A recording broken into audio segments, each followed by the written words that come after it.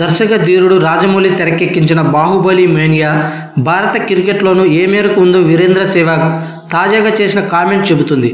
ICC champion ట్రోఫీలో భాగంగా London oval మైదానంలో గురువారం శ్రీలంక భారత్ మ్యాచ్ జరుగుతున్న సందర్భంలో మాజీ కెప్టెన్ ఎంఎస్ ధోని ధనాధన్ ఇన్నింగ్స్ని మెచ్చుకుంటూ ఓ ముద్దు పేరు పెట్టాడు సెహ్వాగ్.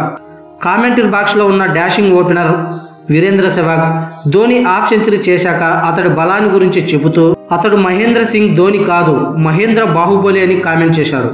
మరి దీనికి కారణం కూడా ఉంది.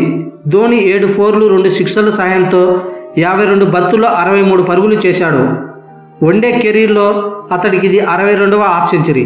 ఇంత ఘనంగా ఆడినప్పటికీ శ్రీలంక చేతిలో భారత్ ఓడిపోవటం కలుక్కుమనిపిస్తుంది. కానీ ధోని మెరుపు వేగంతో చేసిన అర్ధ సెంచరీ చిరస్మరణీయమైంది. అయితే మహిని బాహుబలి అనడంతో ప్రస్తుతం ట్విట్టర్లో దీనిపై కామెంట్లు వెల్లువరుస్తున్నాయి. ఇక నుంచి అందరూ మహేంద్ర బాహుబలి అని పిలవాలని ఓ నెటిజన్ కామెంట్ చేశాడు.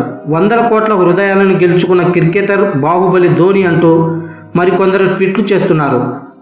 భారత్ మ్యాచ్ ఓడింది, కానీ సెహ్వాగ్ కామెంట్ మాత్రం సక్సెస్ అయింది.